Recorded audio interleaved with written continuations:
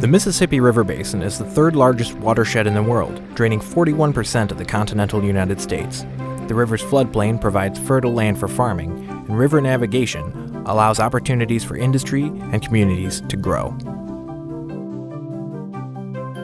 Along with enjoying the benefits of this mighty river, those who live and work along it also live with the risk of flooding. While many approaches have been taken to lowering flood risk, a system as large and complex as the Mississippi River Basin requires a comprehensive, system-wide solution to reducing flood risk.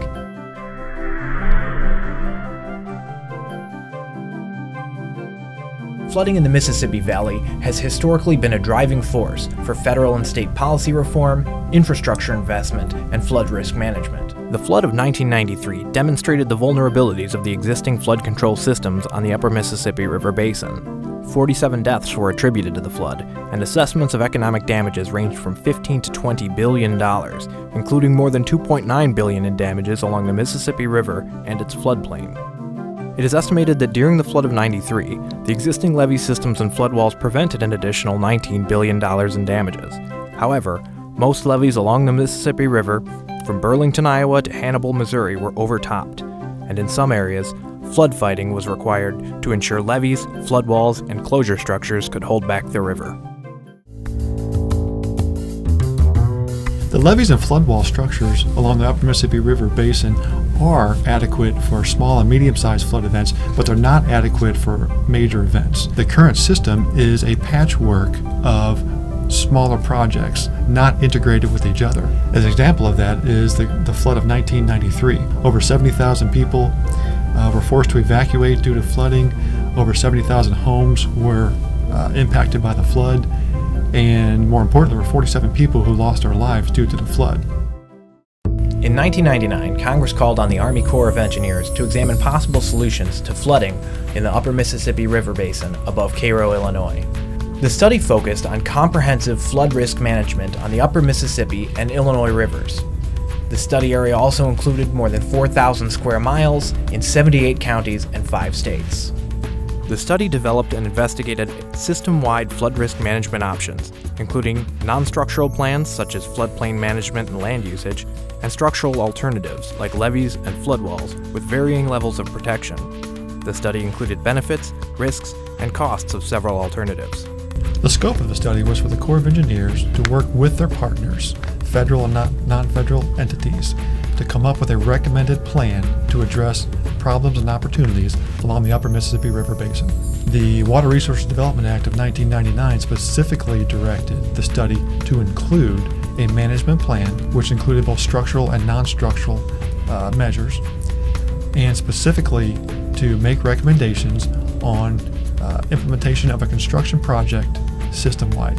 3 Army Corps of Engineer districts, St. Paul, Rock Island, and St. Louis, worked on the study in close collaboration with other federal and state agencies. Other collaborative partners include the states of Illinois, Iowa, Missouri, Minnesota, and Wisconsin, the Upper Mississippi, Illinois, and Missouri Rivers Association, UMIMRA, the Upper Mississippi River Basin Association, the American Land Conservancy, and the Nature Conservancy.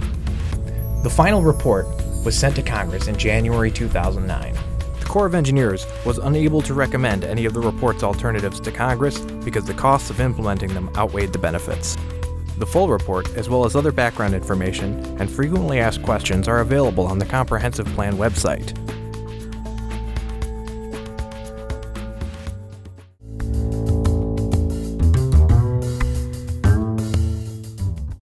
What the study has accomplished so far is answer the question about, is there a federal interest? And a federal interest is defined as more benefit to cost from a national perspective. Another accomplishment of this study is the development of a system-wide hydraulic model. A lot of people thought that couldn't be done on such a large scale.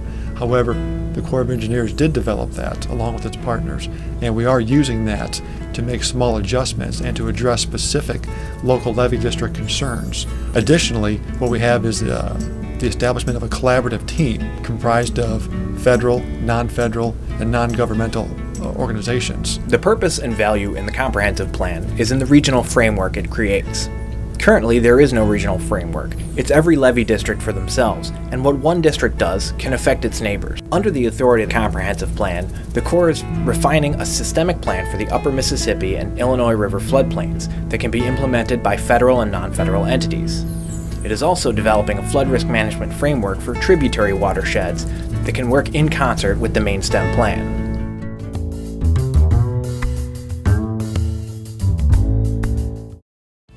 Numerous floods since 1993 show the continuing risk. A regional, watershed-based plan will allow the entire region to better prepare for future flooding. By identifying critical areas of regional and national importance that need higher protection, we can focus protection and flood fighting activities and enhance rapid recovery operations.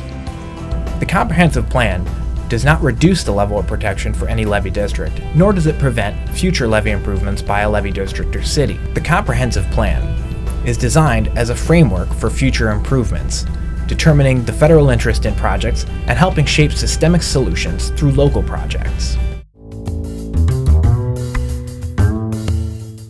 As funding becomes available, the Corps and its partners will look at 4 pathways. 1, main stem to continue to refine the systemic plan and provide that framework. 2 will be critical transportation. 3 will be tributaries to identify the problems and opportunities of those tributaries. And 4 will be reconstruction of existing levees and floodwalls. Keep in mind that a lot of these levees are decades old and no longer provide a level of protection originally authorized. One agency can't do it all.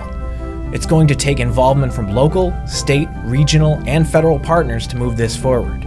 Reducing flood risk for the diverse communities and interests along the upper Mississippi River Basin is going to be a long-term process, with local and state involvement at each step along the way. You will have a chance to be heard. As funding becomes available, more information will be posted to the website.